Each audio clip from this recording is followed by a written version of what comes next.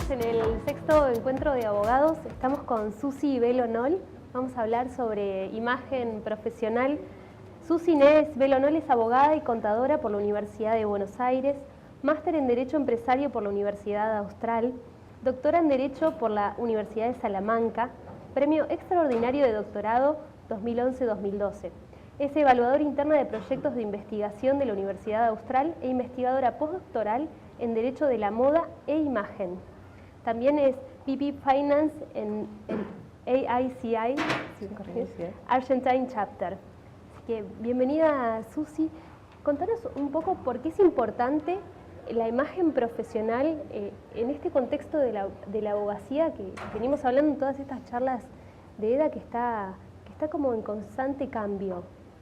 Bueno, antes de contestarte, agradecer, ¿no? Agradecer a Alfredo, Ariel, que bueno, que no nos puede acompañar ahora por su nuevo trabajo, por este empeño del encuentro de abogados del futuro de la abogacía. Me parece que todos sumamos en esto.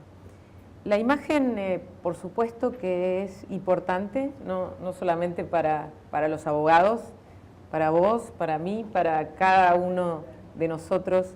La imagen es importante. En el mundo de hoy, con el impacto de la tecnología, de las redes sociales, la imagen tiene un lugar preponderante. ¿Y por qué es importante? Y en realidad es importante porque la imagen es comunicación. Y cuando pensamos en la imagen tenemos que pensar en cuáles son los componentes. No solamente la palabra hablada, sino que también los gestos, como se dijo antes, como mencionó Francisco, la manera de pararse, la manera de mirar, todo es comunicación y comunicamos aunque no digamos ni una sola palabra. Ustedes ya pensaron que yo estaba viendo si venía alguien o me había sorprendido.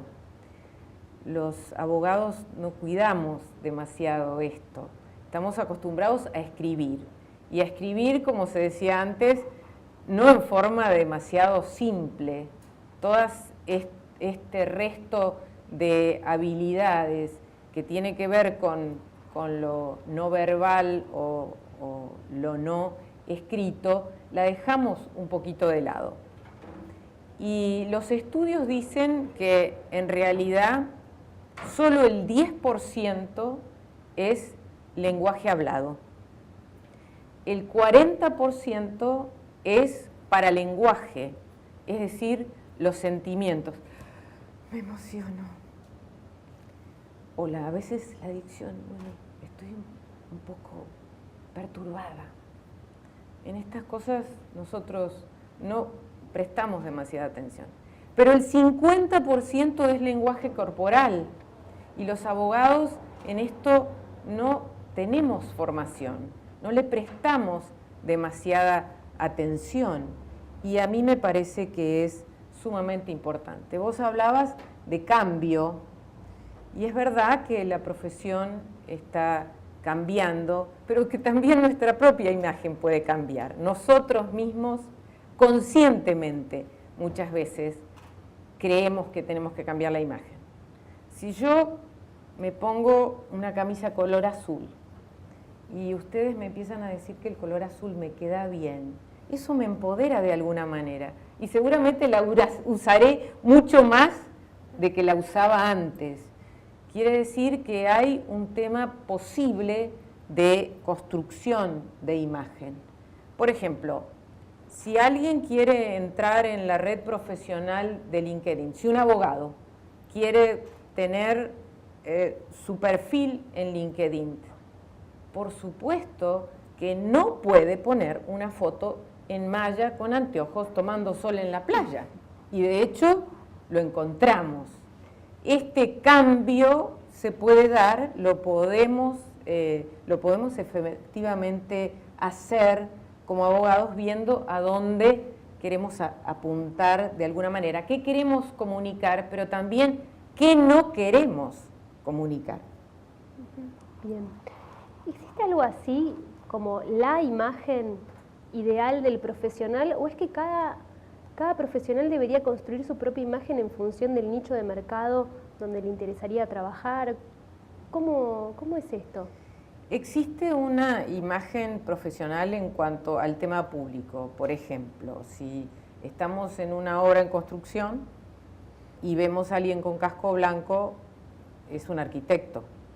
Si vemos a alguien con casco azul, sabemos que es el electricista o la gente que trabaja en el área técnica. Y si entramos en un hospital y vemos a alguien con guardapolvo, prevemos que es un médico, podemos imaginarnos que es un médico. Sí. Es mucho más difícil ver cuál es lo común en los abogados, pero realmente podemos encontrar puntos en común que pueden perfilar la característica profesional que coincide con otras profesiones, y en la abogacía básicamente tiene que ver con los buenos modales, por decirlo de alguna manera. Y tomando un poco una palabra que tiene tu pregunta, vos decías, bueno, ¿hay nichos de mercado? Sí, efectivamente, podemos ver que hay diferencias tanto en las profesiones, como planteaba recién, modos de mostrarse o modos de comunicar a nivel profesional, y también dentro de la abogacía. Pero vos planteabas esto de si uno puede, de alguna manera, construir, como decía yo antes, una imagen. Y la realidad es que tendríamos que hablar de por lo menos 3 aspectos. El primer aspecto es el aspecto interior. Y el aspecto interior tiene que ver con el trabajo de uno mismo, es decir, la autoestima, los complejos, las habilidades que tengo, tanto sea desde el punto de vista intelectual como desde el punto de vista relacional. Francisco decía algo antes en relación a los tipos de personalidades. También, cuáles son mis aspiraciones, cuáles son mis valores, en dónde quiero brillar, a dónde quiero llegar de alguna manera. El segundo aspecto es un aspecto exterior, digamos, el vestido.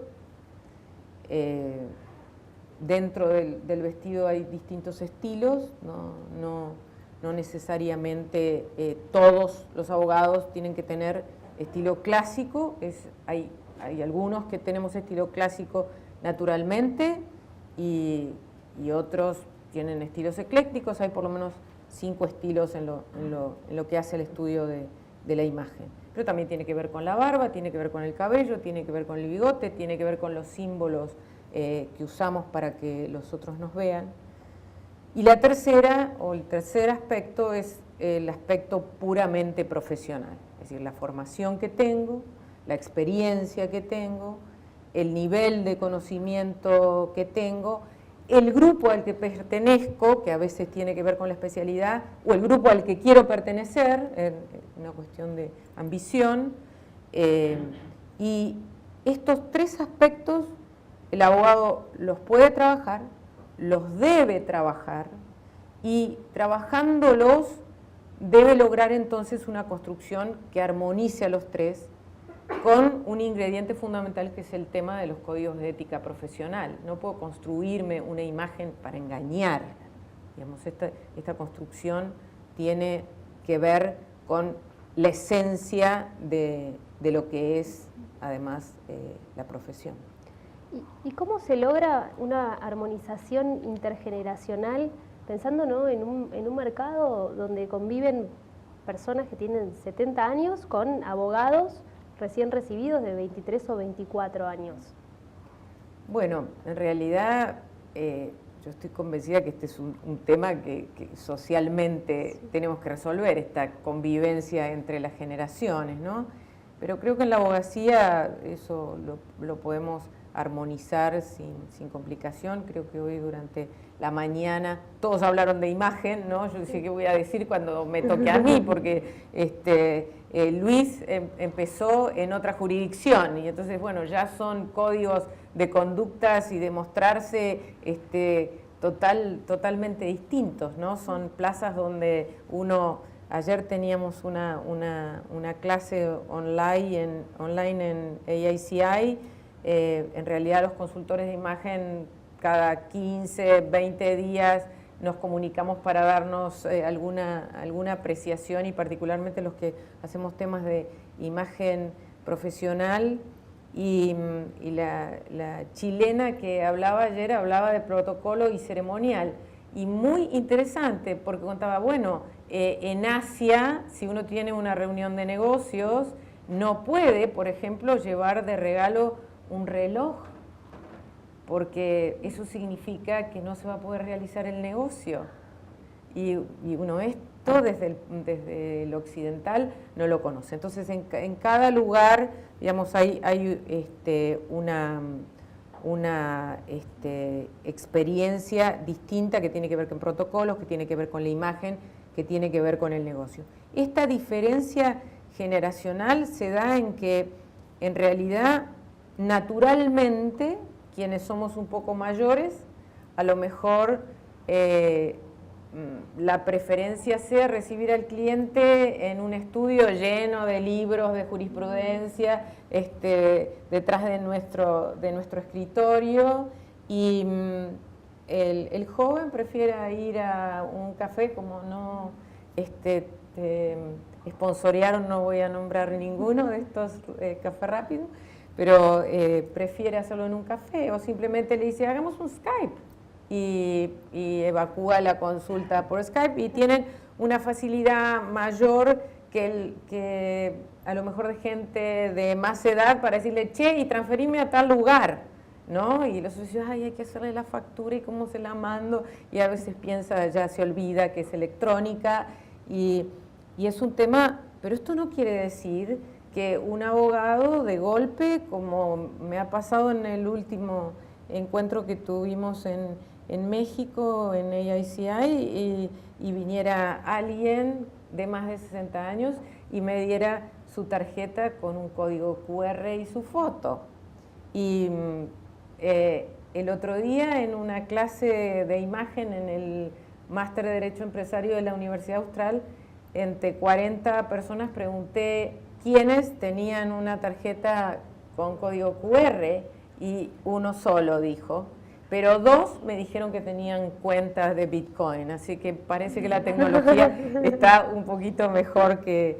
y entonces yo creo que eso, volviendo a lo que decía en mi contestación de la segunda pregunta, uno tiene que tratar de expresar lo que realmente es, uniendo la imagen profesional con la imagen personal, porque si el gap es muy grande hay falta de autenticidad, y entonces pasa lo que se planteaba en la pregunta de la entrevista laboral. Lo interesante es que ambos, los mayores y los jóvenes, tienen situaciones hoy de cambio de imagen donde necesitan irremediablemente pensar, reflexionar o ocuparse de este tema. Es decir, cuando hay dimisiones, cuando hay temas de cambio de carrera, cuando hay voluntad de promocionarse en un despido. Hoy en el mundo en general las empresas de outplacement están muy vinculadas a las compañías, porque generalmente en el acuerdo de indemnización de los directivos también se acuerda pagar una empresa que en general tiene un consultor de imagen que ayuda a poder acceder a ese cambio. Y para mí, hoy, para ambos, para los jóvenes y a los mayores, existe la necesidad de preocuparse de la imagen, considerándola una herramienta para el progreso profesional, sin duda. Muchas gracias, Susi.